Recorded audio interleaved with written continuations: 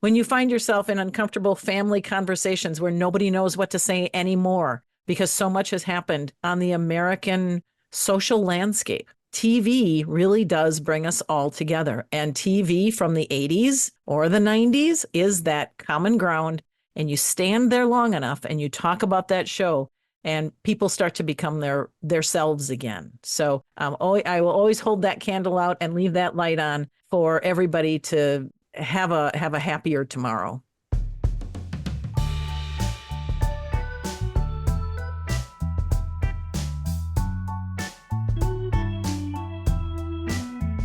Welcome, TV Herstoryans, to Advanced TV Herstory. Today, I am joined by two wonderful women who, it feels like I've known them a long time, but in fact, it's only been about 2 years and a few months. They are podcasters in the sphere of TV and women. What more could we have in common? There is more, and you're going to learn more about Susan Lambert and Sharon Johnson, who are, I'll call them 2/3 of the 80s TV ladies, because I've also met Melissa Roth, who is the behind-the-scenes guru, I don't know, wizard. She's an incredible person. And so the 80s TV Ladies podcast started just a little more than 2 years ago. So the summer of 2022. And we were all so much younger then. And yes. But here we are in 2024, and Susan and Sharon are going to stick around for a nice long conversation, because when the three of us get talking about TV, you just never know what direction it's going to go. Welcome, Sharon and Susan. Thank you so much for having us. We're really excited to be here. We're big fans of your podcast. Well, and I am of yours, and grateful that you have explored some series that were fundamental to people watching TV, to women watching TV, and some of the showrunners and the writers and the performers who you've brought on has been important to sort of filling out that big picture of such an important decade. So congratulations on this accomplishment. So tell the Advanced TV Herstoryans, who are probably right now subscribing to 80s TV Ladies in their podcast players, how did you guys come to form this? It is a fun story. And how does it connect with your individual professional backgrounds? Well, it makes sense for Susan to start this off, since honestly, this adventure was her idea. So Susan?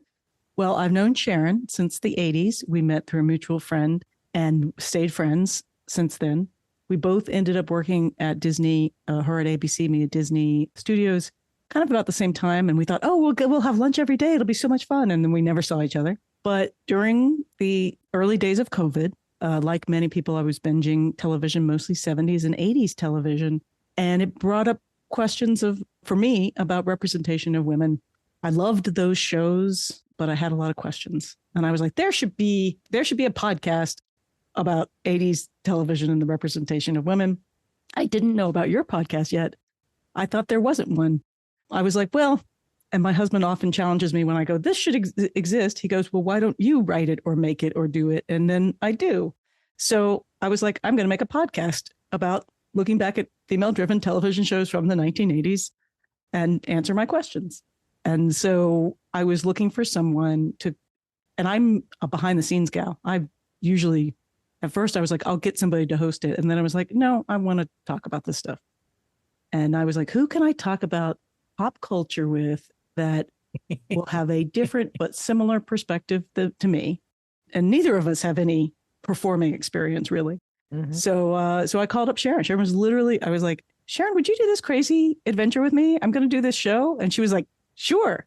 It sounded like such a great idea for me to get a chance to talk about something that I spend probably way too much time watching. I love television, have always loved television.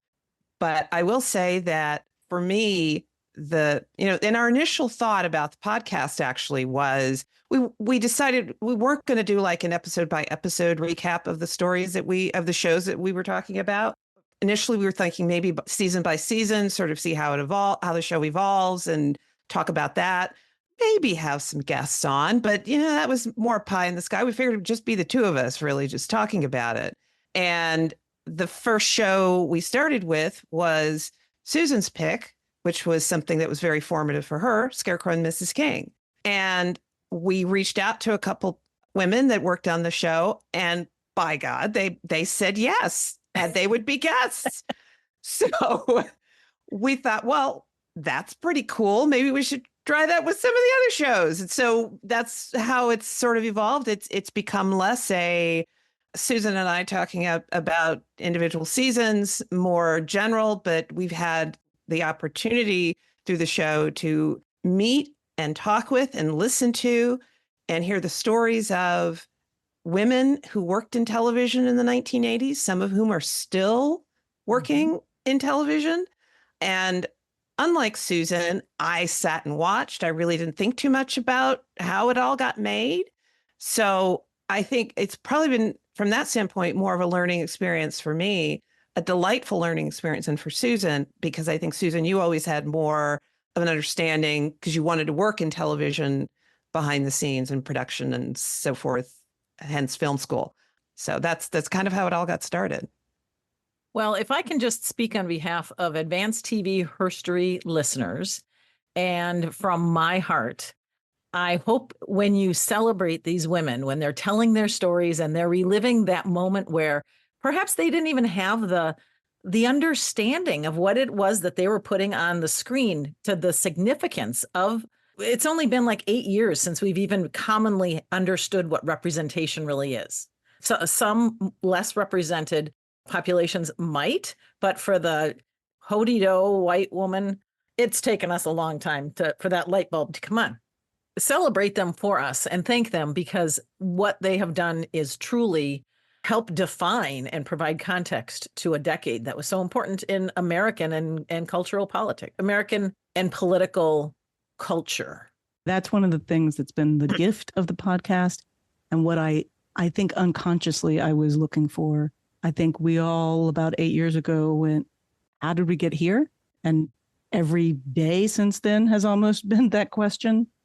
And I think a lot of the work that I've been doing for the last 6 years has really been looking back in order to explain that question. I feel like the 70s and 80s, they were formative to me because that's when I was growing up and becoming a person. And television was such a huge part of that, more so than I even realized until we started this podcast. Mm-hmm. I went into film school to make films, to make movies, but television was so much a part of what I was growing up on that it was very much the language that we had to communicate and to learn. If I can just pause for a moment on a statistic that I was reminded of just like yesterday. The Annenberg School commissions their study on representation, particularly, I know the Gina Davis folks separated off and use Annenberg statistics for TV, but in film, still in 2023, only 30% of the speaking parts in films, movies, were from women who were either the lead, one of the leads, or a significant supporting character. 30% of the dialogue, 30% of the lines. Well, and it's just interesting because it was something we, like the women that we talked to and that you talked to, Mm-hmm. we weren't aware growing up what we were growing up into, the culture we were growing up into, and how television and movies was reflecting who we were going to be allowed to be as people. Like, it was this real revelation to me long after film school that the films that I loved that had cis white male leads were not made for me. Mm-hmm. I wasn't the main character in them. You know, all disenfranchised folks learn to very much put themselves in that place and learn to kind of be like, oh, I'm going to root for the hero, whether I'll ever be that hero or not. I'm just going to, but that's what you're thinking when you're watching a movie. You're with the person you want to win. Mm-hmm. You want to be Indiana Jones. You want to be the best guy in the field. You want to be Rocky. And when we were rooting for. And when we were younger, at least for me, when we were younger, well, we had Jodie Foster in all of those Walt Disney movies. So we must be represented. And then there's this break. And so it's fine to be an orphaned girl in some adventure with Johnny Whitaker. But by golly, by the time you're 12, no, you're not really featured in this. The 80s are an important decade because you have the buildup of the ERA and you have the execution of Title IX. And so those two movements together kind of populated the 70s. And I think that they are underappreciated for their roles as accelerants of the women's movement. And that combined with, and this is all second wave feminism for the most part, which a lot of people know and a lot of people have problems with, but still it's there. And it was a great opportunity for energy to all come together. Then you had the 80s. And with the 80s comes Ronald Reagan and a certain backlash, as discussed and written about by Susan Faludi, and TV shows then that sort of, it felt like some of them moved in the progressive direction, and some of them were like written by men who wanted to make TV look more like the 50s and 60s again. And so you guys picked a decade that's really important, because if you can't spell that out and put that kind of context to what we were watching, all of a sudden it all just feels like one big long jiggle show, you know? We picked it because that was, our decade, but it is something. And I think one of the reasons the 80s does resonate with people. And one of the reasons is it was the clash between the 70s and what would become basically late 80s capitalism, right? Mm-hmm. And so there was a lot happening in culture. It was the beginning of sort of things starting to move quickly, right? CNN and, 24-hour news. And it started to feel overwhelming even in the 80s, that overwhelming feeling. There was the push-pull for LGBTQ rights, for civil rights. It was very much a pushback against the 60s and 70s, but it was complex. So you could have a strong female character, but it was unusual. They were almost always partnered with a man, right? So it's just an interesting time, unless but then you have shows like Designing Women and It's a Living that are all women kind of all the time.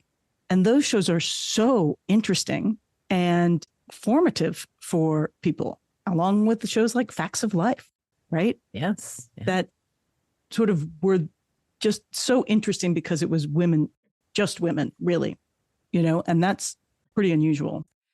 So Sharon, you mentioned that the one thing you guys, you three, including Melissa, did not want to do was a sort of episode by episode breakdown and discussing episodes and stuff. And you reached for this higher context.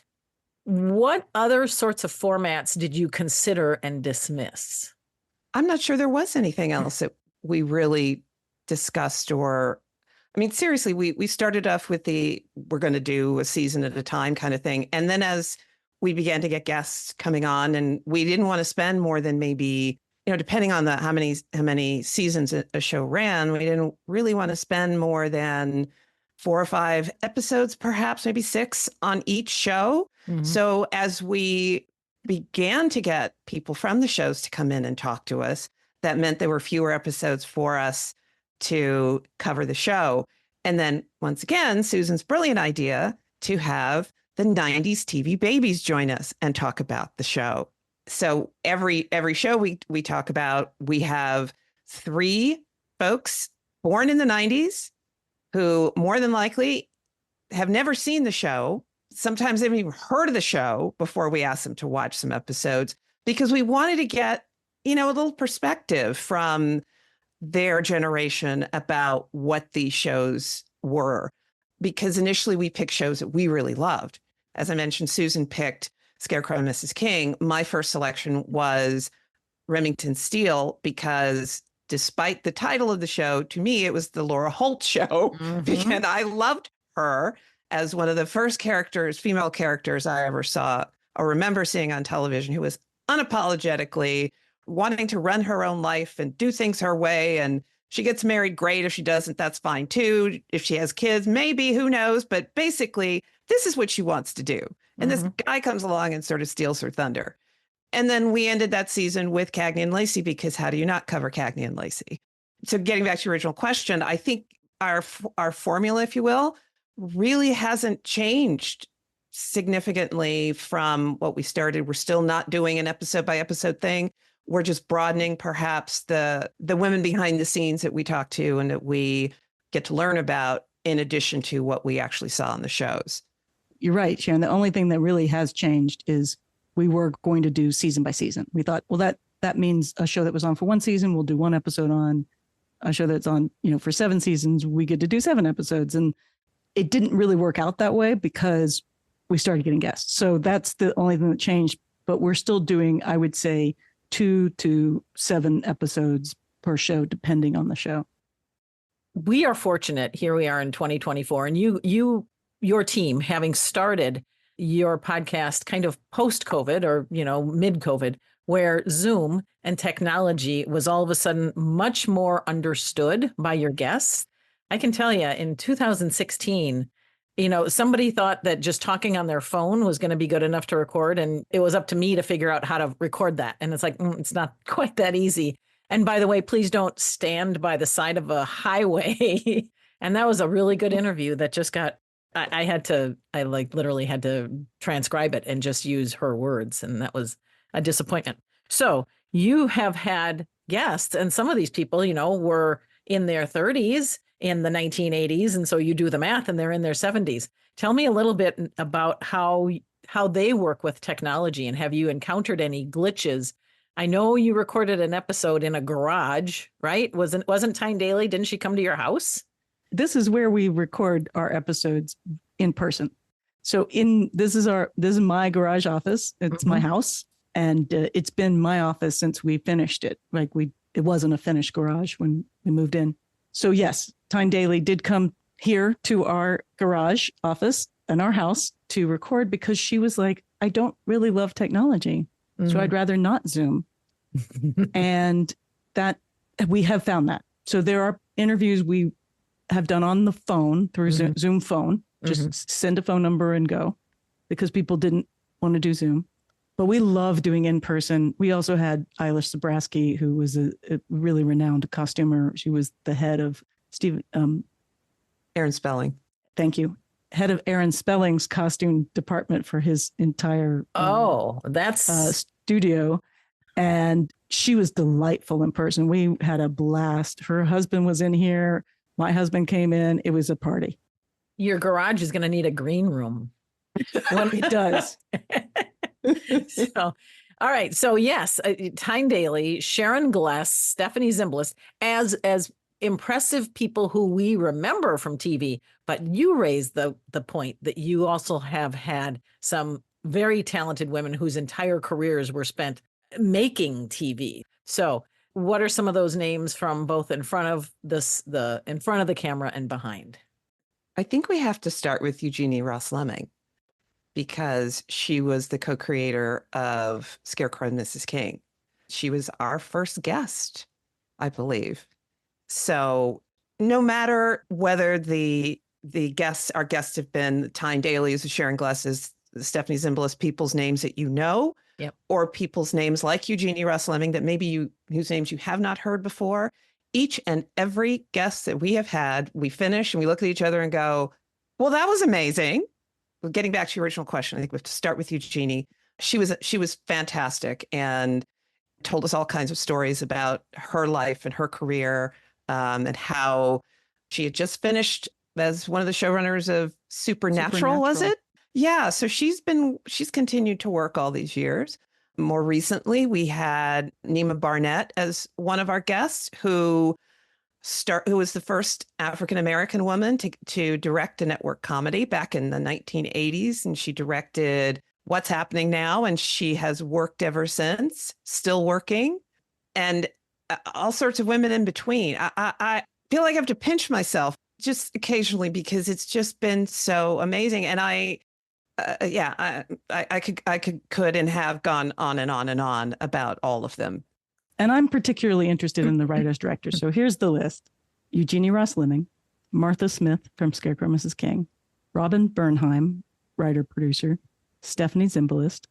We have on new filmmakers and television makers. So Evan Ball, Jerem Schwartz, the stunt woman and living legend Debbie Evans-Levitt, Barney Rosenzweig, creator of Cagney and Lacey, Sharon Gless, Tyne Daly, director Karen Arthur. You have been on our podcast, Cynthia Bemis Abrams, Matt Baum, the Rainbow Remix ladies. For season 2, it's been Linda Bloodworth Thomason, Paul Kreppel from It's a Living, Stan Zimmerman, who was a writer from Golden Girls and a ton of 80s stuff, but also still a writer now. The directors we've had on, Mary Lou Belli, She just was nominated for the second year in a row this last time around for the Emmys for Best Director of a Comedy. And actresses Elaine Heilvel and Nana Visitor, Nana Visitor, sorry. Nana Visitor. And then Glenn Gordon Caron, you know, the creator of Moonlighting, which was insane. So it's been pretty incredible, the guests that we've been able to get on. And that doesn't include Isla Sabreski and Cheryl Main and really behind the scenes people who have had incredible careers and have incredible stories. Mm-hmm. And so it's been pretty delightful. And you were the one that pointed out to us that we're archiving these stories. Mm-hmm. And we started off going, we want to get a good story. And then we realized because of the age of some of these people, because they have not been interviewed as much as they should have, they have not been given their flowers as much as they should have, that we're often, I feel that responsibility when we do these episodes, particularly with certain women or men we talk to. You're actually capturing the history of all sorts of, not just in front of, but behind the camera as well, all of the people who are responsible for producing art. And now it's media studies and it's gender studies. And in some cases, it's justice studies. It's true. I mean, and what we've also discovered, and Melissa, I'm going to shout out Melissa as being someone who has chased down the representations of these people and continued to reach out kind of over and over again. Sometimes they land in our lap. Most of the time, it's a lot of emails and phone calls. Yep. And then there are people that actually don't end up talking to us. We get very close. Mm-hmm. They have agreed, then they get scared and literally will say, well, I just, I don't like talking about it. I let my art stand for itself, or they're worried they're going to have to be on camera, even though we tell them they don't have to be. It's easier for them to not talk about it, which I think is a very traditionally female place in our modern world. Yes. And it's a generational. Yes. It's generational. And so that's been almost heartbreaking because you're like, please talk to us. We'll be the nicest people you've ever talked to about your career. Right. Yeah. We just want to hear your stories. We want to hear what you have to say. It's also really, really great. We're really grateful when at the end of the interview, the people are very happy that they've talked with us. And I'm sure you've had that too, where you're like, they're really grateful they get to tell their story and that it's someone who cares more than just whatever whatever their latest gig is, or for more frivolous reasons. I mean, I love the frivolous. I'm a huge fan of the fans of these shows because they have kept them alive. They've been the reason they got to DVD. They've been the reason they were released on streaming. We're pretty happy that Scarecrow Mrs. King only like 1 or 2 seasons was available. And by the time we finished talking about it, all 4 were coming to be streamed. That's Remington great. Steele wasn't on, and then it was on. I'm not saying that we did it together. Right. Oh, we're taking credit for it. Herstory. We're taking credit for it. And so it's been really wonderful. But there's also this other thing where I feel like I want to go around and tell all women everywhere that their stories are super important, because women don't talk about themselves that much because sometimes they get beat up for it. Mm-hmm. And I can speak as someone who really didn't know. And this whole 2 years of this podcast has been such a learning experience for me, because I never really thought about how did these images and these people, these characters and these shows end up on my television screen. They just did. And I watched them and enjoyed them without really giving a lot of thought as to how that happened. So it has been revelatory for me to learn and and it's been a gift to me to be able to talk to these women in particular and hear their stories and hear what they went through and hear how they persevered and the joy that they had in making and working on these shows. It's, as I said, every time we talk to somebody, it's just, I just can't even describe how much I get out of it. So you spoke a little bit about Melissa's role. Melissa Roth is on your team. She's been on your team from day one, or since Susan put out her hook and reeled her in, whatever that might have been. Very charismatic, very energetic, knows her TV as well as I would venture to guess you two. So she's the one who goes on the hunt and kind of tracks them. And what else does she do? What does she bring to the team? She's usually in the room with us as well when we record in person, and sometimes on Zooms, basically to kind of catch things we don't catch. Hey, you didn't ask him about this. So she'll be writing me notes often and slipping them to me, and reminds me to hit record often on the Zooms, which That's really important. Early on, very, very important. And, it's just, I've also known Melissa almost as long as I've known Sharon. We met when I was in grad school at film school. And in fact, the way we met was she turned me down. She was a female DP, one of the few studying camera in film school. I mean, she was studying everything, but she wanted to be in camera. And so she had shot 2 sort of senior level films, and my senior level film, I got accepted to do mine. And I went to her and said, please shoot my film. And she was like, I've sort of been there, done that twice now. Your film, I'm sure, is great, but no, thank you. And it was, I couldn't get her. But then later, after film school, we shot a short together, and I went back and I'm like, okay, this is going to be it. And it was a much better experience overall to shoot with her. So I did get to direct and produce when she was DP for a film that was an award-winning film, the short film that we made together, How Much. So we've known each other a long time. And so she brings a lot of producer stuff and keeps us sort of on track and tells us when we're low energy. But it's really managing our guests, huge part of what she's doing, and getting releases and getting their headshots and things that we need, and just communicating a lot with them. It just takes constant phone calls and emails. And then sometimes and then we'll brainstorm about how to reach somebody that, we got to Barney through the Producers Guild, which I'm a member of. That was great. A lot of our guests then help us really recommend us to other people. So a lot of people that we've gotten or almost gotten has been because of guests we've had on. Your podcast has been out there as an award winner. You have been nominated in other areas. You are really out there using that as a promotional tool. Tell me a little bit more about some of the awards and the honorable mentions you've gotten, including that 2023 award. So we've been very blessed. The podcast award, People's Choice Podcast Award, just announced their nominations, and we have 2 for 2024. We won 3 podcast awards last year in 3 different categories. I kind of wasn't sure where we'd fit, so I submitted us for 3, and this year I submitted for 2, and we were nominated in both. And but we were also really blessed with a Webby Award nomination for Best Indie Podcast. As an indie podcaster, we have a small but mighty team, and having a team is so helpful.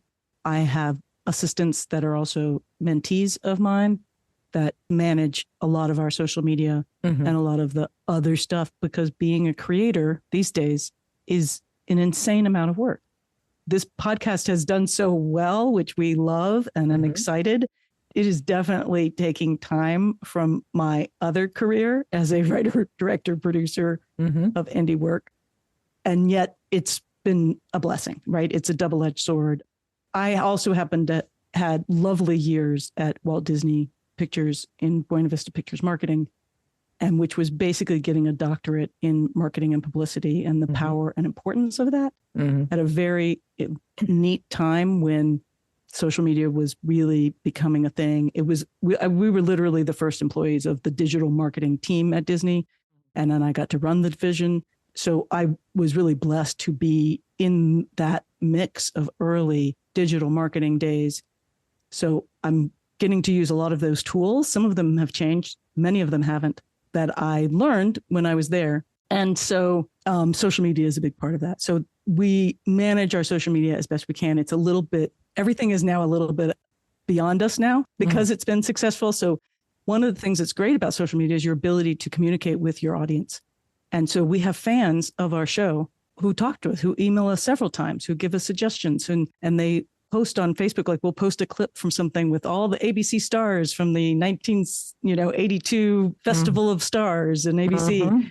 And one of our fans will be like, literally list everybody in that video in the comments. And so you're like, great, they know more about this stuff than I do. And that is really spectacular, is this communication and love around these shows that were so formative to us.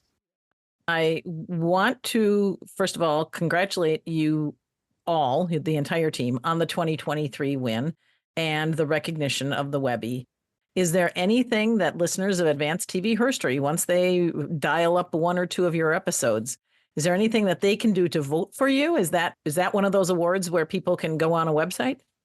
There is. We are nominated for Women in Podcasting Awards, which you should do next year because it will come back. It's womeninpodcasting.net. And the awards right now, you can vote. We're nominated and you can vote on the nominees. There are a lot of categories. We're in TV and film, but there are a lot of categories. You don't have to vote in every category. Listeners, all of these links are going to be in our show notes. I'm proud of you all for coming out of the gates with mostly a plan, but still it's a plan that's evolved organically and very successfully. The people you have doing the very colorful graphics work and the social media and everything, you've really set a standard for people who are coming into this with the best of intentions. I appreciate that. And I have to shout out my assistants, Sergio Perez and Sailor Franklin. Sergio is one of our 90s TV babies and is my assistant for 134 West, my production company. And he's an actor and a director and a writer and really quite talented. And he manages a lot of that artwork and social media for us. And Sailor helps manage our YouTube and our Patreon. So there's so much to keep up with. Yes. It's really insane. My hat's off to people that do it mostly on their own. Yeah. And that's you. And you've been doing it for a long time. My hat's off also to all the podcasters, which were incredibly helpful to me and gave me a lot of advice. And the podcast community being so welcoming and so helpful and giving with advice, and the podcasters that have been there like you since 2016. I mean, it was harder to do this stuff in 2016 than it was in 2020, Zoom being one of the big things. Mm-hmm. And so what you've built up is incredibly impressive too. So this is a mutual love society because you were one of the podcasts that I listened to as we were figuring out how to create our show, and Office Ladies and, big and small podcasts that I listened to be like, what do I want our podcast to be like? Mm-hmm. And then it's just been a real gift. And a friend of mine was like, are you still doing that? And I'm like, I'm still loving it. Yeah, right. Yes, me too. Yeah. Thinking about, I'm going to ask you the question that I ask many guests, not all guests, because you mentioned Annie Potts in your note back to me. Annie Potts was an interesting get because she was just coming out with her nonprofit, The Heart Channels. I caught her at just the right time. My platform, my podcast distribution platform had a service, maybe they still do, called Something Calling. And it was then they were the gateway for recorded conversation, which would make it easier for my editor to be able to pull the audio. So I gave her the instructions, Annie, after she said yes. And, anything to make that experience of, is technology going to work for us? And so she called in, and then and I always put, here's my phone number in the event that something happens that day. And all of a sudden I get this text of, it's not working. It's not letting me in. And the sweat starts to just pour down my back. And I'm like, okay. And so then I reset the call or something like that, and it still didn't work. And so I'm then texting her back and I'm saying, I will send you, I had to say it this way, I will send you a Zoom link. And I promise if you send me your email address, I will never share it with anybody. And so she did. And then the next thing you know, we're on Zoom video. Okay, well, I was not dressed or looking like Zoom video. She was not dressed, but that's kind of how it evolved. I did take a little picture from, below the screen and everything. And it just turned out to be this incredible conversation. And she wants to talk again. But boy, did I have a bit of a bone to pick with the service people at my podcast distribution platform, because this wasn't just any ordinary guest. So we had a similar thing with Linda Bloodworth Thomason because we had set it up for Zoom thinking that she was going to be at a computer. And then when it all came down, it was like, oh, wait, you're not at it. You're at a phone. Let me send you a phone number. And the first one we sent didn't work and whatever. But we finally talked to her and I was like, but that took, it takes 20 minutes, right? To solve this problem. And then she ended up talking to us for like almost 2 hours. It was amazing and wonderful. And then we were also lucky enough during the writer's strike, we reached out to the Writers Guild to speak with a writer's strike captain. Right? Mhm. That's one of the joys of being in LA doing this kind of podcast. And they were very happy to have a strike captain on to talk to us about what the strike was about.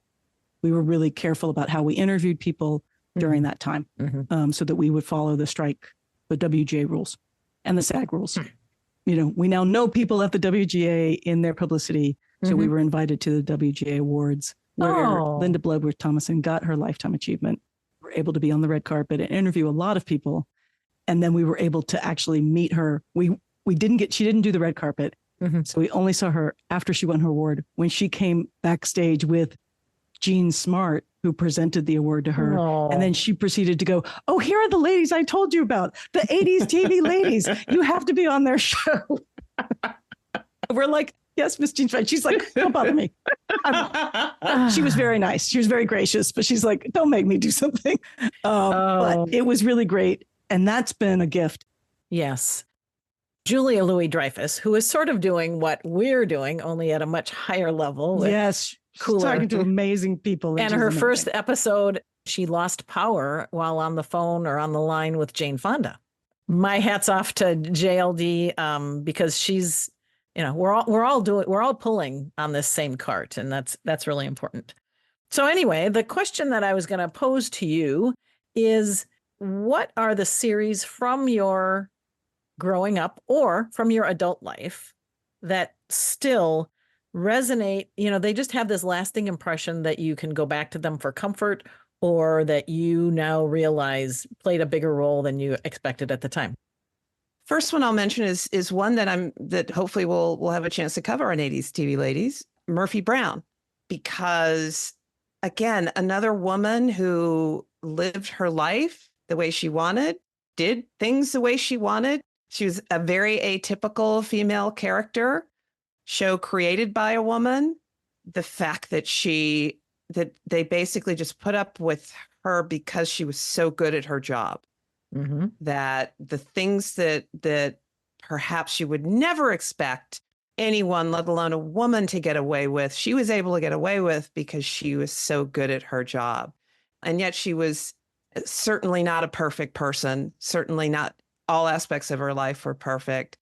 But I loved her ballsiness, and I loved her unabashed, this is what I want, and this is what I'm going to go get. Something I liked a lot about Stephanie Zimbala's character in Remington Steele, if we're seeing a pattern here, perhaps. So I think I'll go with that one first. Yeah, absolutely. And just as an aside, I happened to go to a taping of Murphy Brown back in the day. It happened to be the episode where they were doing her baby shower. So you had Joan London, who was there, and Katie Couric, and several other news women of the time who were literally at, on the set. Yeah, it was a pretty amazing lineup of women in news in the late 80s. So anyway, Susan? It's like picking a favorite child. So from the 80s, I'm going to start with the show that started it all, both for us, but for me. The Scarecrow Mrs. King, one of the reasons I loved it, one of the reasons it remained memorable for me, was it was the first show where I saw female showrunners on screen credited. It wasn't the first show to be run by women, but it was the first time that I noticed it. And I didn't even notice Eugenie Ross Lemming's name first, even though she co-created the show. It was Juanita Bartlett, who had also been on Rockford Files. Right. So that name sort of popped for me. And I was like, and that was memorable for me as someone who was, again, just forming the idea that I wanted to be in making stuff, right? That somebody's job could be part of that was just beginning to form. And so women being able to be part of that, it was significant. And I just love the show because it's heart and goofy. And, it's kind of my sweet spot of 80s shows is a duo that, that bickers and loves each other and fights crime. And that could be male, that could be female, and that can be female, male. I love it all. for the 90s, it's got to be Buffy the Vampire Slayer, because I think that reignited the love of strong female characters in television. And then more recently, I'm going to shout out a show that I keep thinking about. I watched through twice and I can't wait. It's supposedly there's going to be a season 2. I will be very sad if it doesn't happen. The Extraordinary Attorney Woo, which is a Korean show. It's female led. It's got a really great cast. And it's basically a law show. It's different cases, case of the week, except that Attorney Woo is an autistic female lawyer. And so it's her basically trying to become an adult and live an adult life and live in a world that she doesn't quite understand. But she's a really good lawyer. But she doesn't understand people. Right. So it's a very interesting show. It's like all of those sort of brilliant autistic person shows. But at the same time, it's so warm. All of the stories, all of the characters are really great. Even the bad guys are really fun. You're like, stop being bad, like, but it's just, to me, it's a real throwback show because it's a very hopeful show. We're coming back to the hopeful show, I think, hopefully, but we've been in a very dark show, TV show time. Yes. I will just kind of throw out, I continue to lament that it's difficult to find Lou Grant episode because I know Lou Grant impacted my life in high school.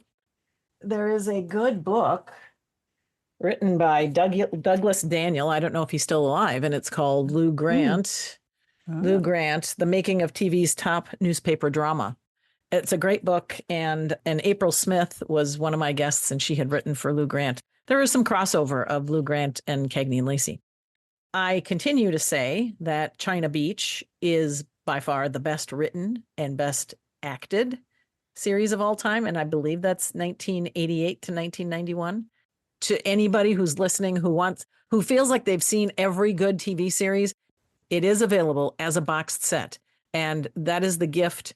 I guess that's the gift for any quality TV viewer in your life, if they have a DVD player, I'll say. If I may, there's a couple of other shows.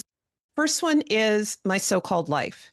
Oh, yes. It is the exception to my anti-teenager show mindset. I have watched it and rewatched it so many times. I don't think I've ever seen the lives of teenagers, in particular teenage girls, depicted so honestly.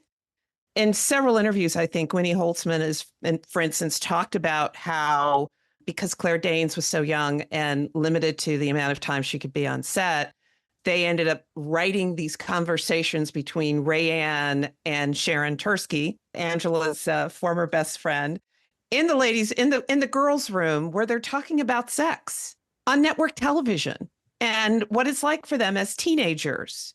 And not to mention, certainly Angela's character and her parents were these three-dimensional characters with their own flaws and their own I love that show so much. It deserved more than the season that it got, but I'm very grateful that at least we got that much of it. And then I'm going to also bring up Grey's Anatomy. Yes, I am still watching it. I have watched it from day one, but from the beginning, certainly created by a woman, executive produced by scores of women, including Debbie Allen, whose show A Different World we just covered on our show. And it's always been about women in medicine, and it's always been about the lives of those women primarily. They've mostly been the focus. And yes, it's had ups and downs, as anything does. For goodness sake, it's season 21 or 22, I think, this fall, for goodness sake. But I love that show, and I can't recommend it enough. I just think it's awesome. It's awesome and incredibly groundbreaking, right? It created Shonda Rhimes' career, and then she went on to create so much and also produce so much women-centered work that also had women behind the scenes. Yeah. So one of those shows that not only keeps going in its actual show, which is insane, but it gave people careers, and it gave women careers and people of color careers in front of and behind the scenes. Her legacy is very much sealed in that. Yes. When I think about Linda Bloodworth Thomason's career as Les Moonves was basically riding her out of town, he prevented her from mentoring and bringing other women along and continuing to open doors for them. Because it was also then at that time, and I'm not a conspiracy theorist, but I sort of think, Murphy Brown's rights are all locked up and Linda was sent out of town. So we've got Diane English, who really, her best work is never going to be seen. And Linda, all of these women were sort of hushed up and told to go away. And that's, I think, some of what continues to drive me to bring those stories forward, to make an environment comfortable, such as you were saying. Come, tell us whatever you want to tell us, whatever you're comfortable telling us. We want to celebrate that because it really is more important than anybody has any idea. I think one of my favorite stories from any of our guests is Linda Bloodworth Thomason telling us about the foundation she created in her hometown. She, after the first season of Designing Women, took her money and had created this to create opportunities for girls in that area, in this relatively rural part of Missouri. And I don't know of too many other people, men or women, who have done something like that. I'd like to think that might be something that I might like to do if I ever had the opportunity. I've actually fantasized about that if I win the lottery, but she actually did it. Yes. She actually changed the lives of scores of girls in her little town, because she recognized that she was in a position to do it. And that just blew me away. It really did. And that's the kind of thing that people should know more about someone like her, that for whatever talent she has as a writer, as a producer, that she's looking at the bigger picture and is in a position to do something about it. So she did. Yes. So wrapping up, thank you both for your afternoon today. And thank you, listeners, for tuning in, not just to Advanced TV Herstory, but do scroll through the archive of 80s TV ladies. You are undoubtedly going to stumble upon a treasure that you didn't even know existed. We really appreciate the listeners who engage in this important reflection and important study of American popular culture, because I think we are still writing that book. It's just that now we're writing it from a bit of a longer view. And we're not doing it for recognition. We're doing it because there are so many who need to be recognized. And as I close out my episodes, this is why I podcast. Thank you for having us on and for the work that you do, because it's inspiring to us. Thank you.